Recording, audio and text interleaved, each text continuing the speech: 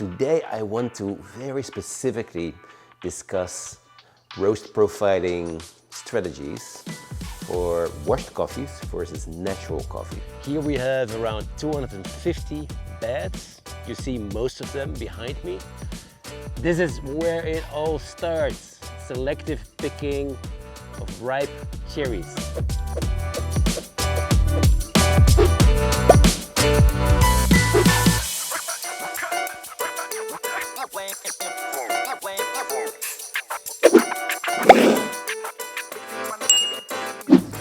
Okay, now we are ready to roast these beautiful coffees. I have been able to travel for this episode to the beautiful factory of Giesen in the beautiful town of Dinxperlo in the far east of Holland. And here I have the first batch, the first coffee that we are going to roast, which is a Gesche Village natural process. This is Gesche Village lot 115. This is from the Bungi lot, and this is a Gore Gesche variety, which is basically one of the ancestral varieties of the Gesche family. And we're going to roast this as a natural. So that means we want to slowly facilitate the drying process, which leads us into the Maillard reactions. And we want to accentuate the sweet, natural profiles. So we're going to try to prevent this coffee from roasting too fast. We're going to roast it slowly to really have more sweetness, have this thick, syrupy body, and to have these unique fruit notes. And so for that purpose, I have been preheating this W1E, an electric machine for the occasion. I've been preheating it for 30 minutes, and we're ready to roll. We're going to start with the airflow, the PA at 100, and then with the power that we're going to, basically the heat input or the heat output of the machine, we're going to start at 65%, and I'm going to charge these beans Fahrenheit. You can do your own conversions at home while you watch this video. We're going to charge this coffee at 350 degrees Fahrenheit. So, and then because I want to facilitate a very slow, relatively slow process, I'm going to every minute I'm going to reduce my heat from 65 to 50 to 40 to 30 to 20, and I'm going to gradually increase my air. Why do I do that? Because these coffees, they're famous for what? For the aromatics, for the kind of the jasmine, rose aromatics, with a lot of other unique fruit notes. And so those enzymatic notes are usually best highlighted by allowing airflow in this roast, specifically once the Maillard reactions are starting to peak, which is around 300 degrees Fahrenheit. My power is 65%. I'm ready to roast with this beautiful coffee. And there we go. So again, the objective is to roast this natural process, Gesche Village, to roast it not too fast, to facilitate a gradual, slower development. Specifically, the preheating cycle, the first 3 to 4 minutes, we want to do that slower. This drying cycle, we want to do that slower. And we're now in the, I'm having my timer here ready. We're in the drying cycle, obviously. We're approaching 1 minute. And at 1 minute, I'm already going to reduce my power, my energy, from 65% to 50%. And so that's right now. So I'm now at 50%. With the next adjustments, I'm going to increase my air flow. So right now my rate of rise is 24, which means 24 degrees Fahrenheit for 30 seconds, which is relatively high. Bean temperature is 215, and we're approaching the 2-minute mark. I'm going to increase my airflow by another 10 points. Right now we are at 100 PA, and now we are 2 minutes. I'm going at 110 PA right now. So that will start to drive off more of that moisture that is starting to evaporate now. As you all know, the boiling point of water is around 212 degrees Fahrenheit, which is 100 Celsius. And right now we are drying this coffee. My rate of rise is coming down already towards 18. I still find it a little bit high. I want to get this down to more something like 15 to 12 by the next minute. I'm going to try to do that. So we're approaching 3 minutes. Going to reduce my power also by 10 and increase my airflow from 110 to 120. My bean temperature is 275 degrees Fahrenheit right now. Oh, and my rate of rise is 14, just under 14. So we're kind of able to do what I was hoping to do. So we're now at approaching the 4-minute mark. My bean temperature is 291. Now I'm at the 4-minute mark.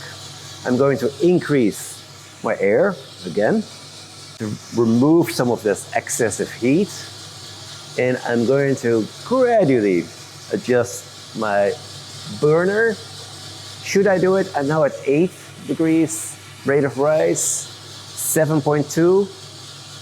Maybe I'm leaving my burner at that point. Let's see where we are with the coffee. We should be in the beginning of the Maillard reaction. Look at this. This is the essential change of the beads. Like they go to this yellowish, light brownish color. I'm smelling like as if I'm smelling like hay. That is my Maillard point where they start to peak.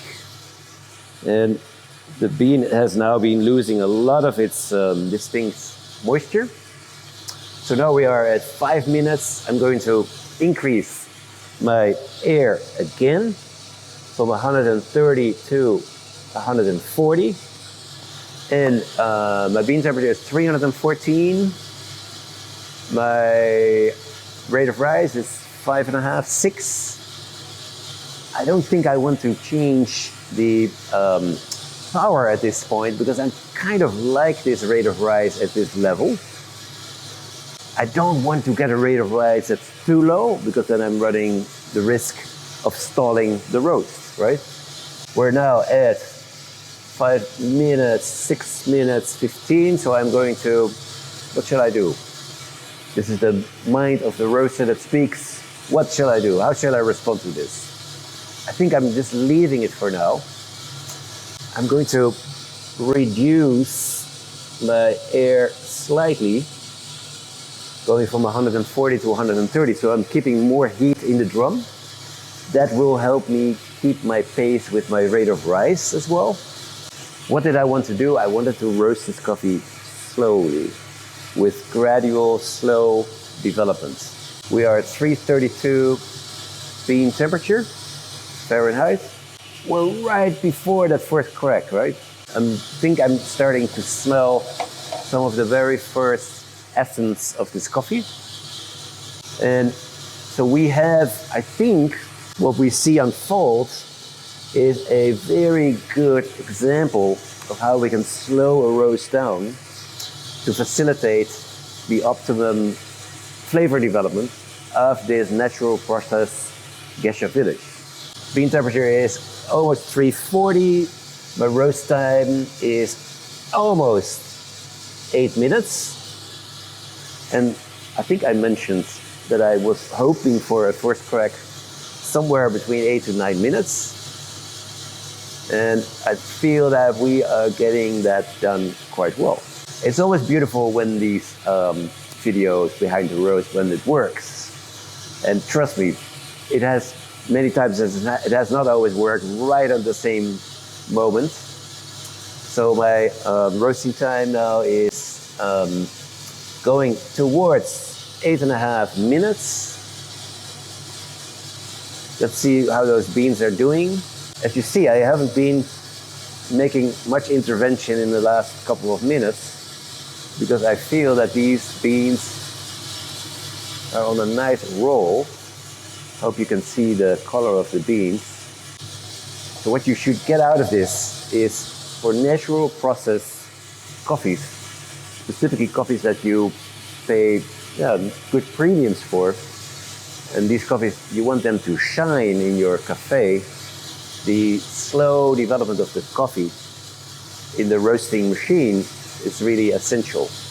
I'm moving closer to the 350 mark. It's now over 8.5, almost 9 minutes. So there's this interesting thing that happens when you're roasting natural processed coffees or coffees with different processing styles slower, that the first crack, you sometimes cannot even hear it. Why is that? Because the pressure development is slower with a slower process, and in the cellular structure of the natural processed beans, the dissemination, the distribution of these gases and of the moisture unfolds in a different way. It's because the cell walls of these beans are more porous.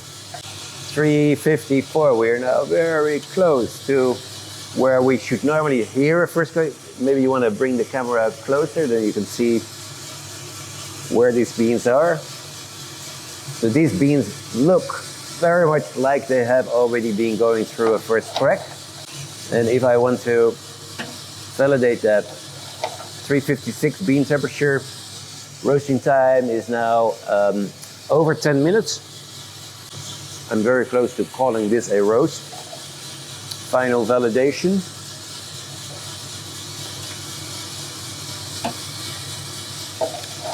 So yes.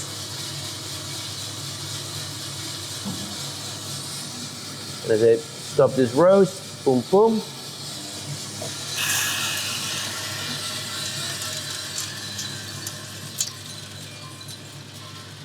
Final roast time, 11 minutes. 11 minutes, 6 seconds. And just check out this color of this roasted coffee. Because what we've done, we've been able to roast this coffee to a lighter roasting color, but taking it slowly, allowing more time for the drying, for the first evaporation of the moisture, and then slowing down also the Maillard reactions, taking more time for everything.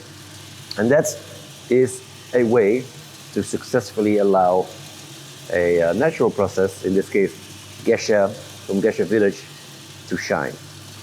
Next, I'm going to try to do something more difficult.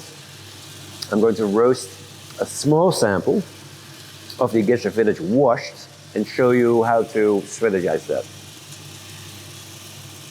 We are going to roast also from Gesche village. This is a washed coffee.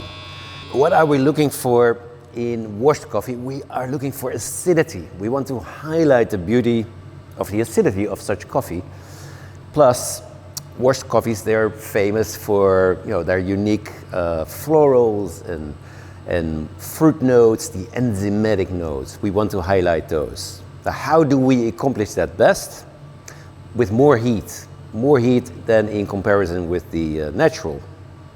Now, for this occasion, I have a relatively small sample, 350 grams, which I'm going to roast in this W1E, which requires me to be really careful by not overpowering this coffee. But still, I want to do a profile where I ideally end up with a first crack somewhere around 6:45, 7 minutes, and then a finish at around 8 minutes. So let's see if we can do that. No pressure on me. I'm going to charge the coffee at 350 degrees as I did before, but then I'm going to, relatively speaking, use more heat for this coffee.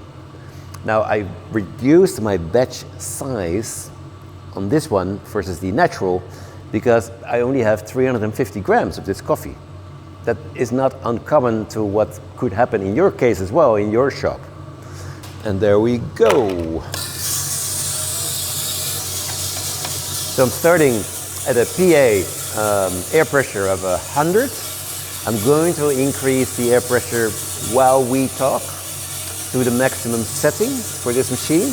And we're going to gradually also adjust the heat input from 50. Now I'm at 50, which is relatively high for such a very small batch.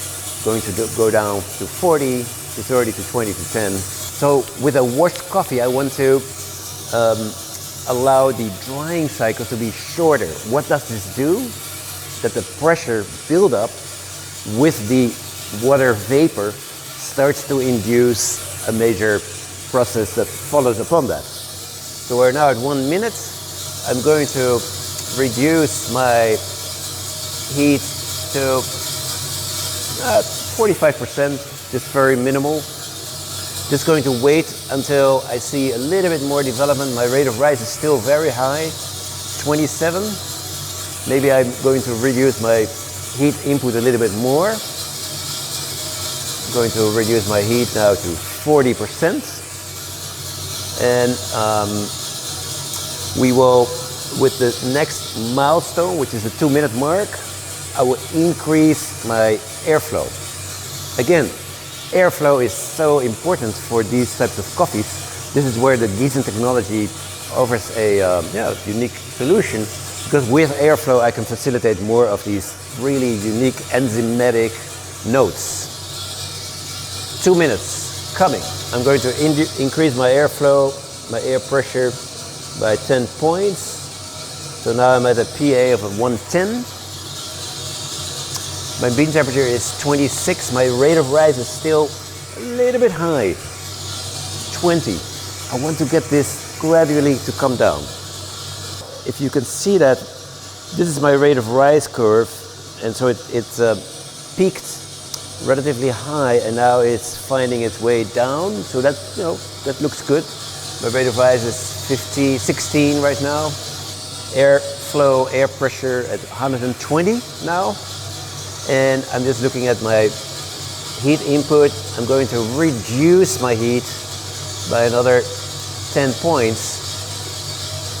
Now at 30% heat. So I'm reducing heat, increasing airflow. Bean temperature 303 degrees. What does it tell us? That very likely the Maillard reactions are really happening now. For washed coffee, I want to do a relatively faster Maillard reaction so I get more of those enzymatic notes. Slower Maillard reactions, more of this sweetness, faster, more enzymatic notes, more florals. My roasting time is 4 minutes. I want to increase with another 10 points my airflow. So now we are at 130 PA. My bean temperature is 323. I'm going to reduce my heat level with another 10 points. Now we are at 20% heat level. We're now at 5 minutes. I heard a first kind of a lost pop, indicative for maybe a first crack, but we are still too early for a first crack. But we're now we're beyond 5 minutes, approaching 6 minutes. I'm going to reduce my energy by another 10 points and increase my air pressure with another 10 points. Right now we are entering into the realm of caramelization, and we are going to enter very soon into the development stage, which is basically when the first crack starts. At that point, I want to have my airflow at the highest points that I have set for this profile. So far, things are looking pretty good. 350, now I hear a first pop. Now I'm going to reduce my heat input 5%. I'm going to put my airflow to the highest possible point, and that's 150. And now I can just sit and relax and see what's happening. No, I cannot sit and relax. I can never sit and relax when I'm roasting. So now I just need to focus on the essentials. I'm now at 6 minutes. I'm just beyond, almost approaching 7 minutes. It's almost going exactly to plan. Turning off my heat input. My airflow is already at the highest point. At this stage, I'm going to get ready for discharge. And you just want to maybe be close so you can see these beans are almost there for release, lacking a little bit still. I'm going to give them one little push in terms of getting them ready for release. I'm very happy the way this went, because roasting these washed coffees can be quite challenging. Now I'm allowing a little bit more development time for this coffee. Now bean temperature is almost there at the point where we need to get it.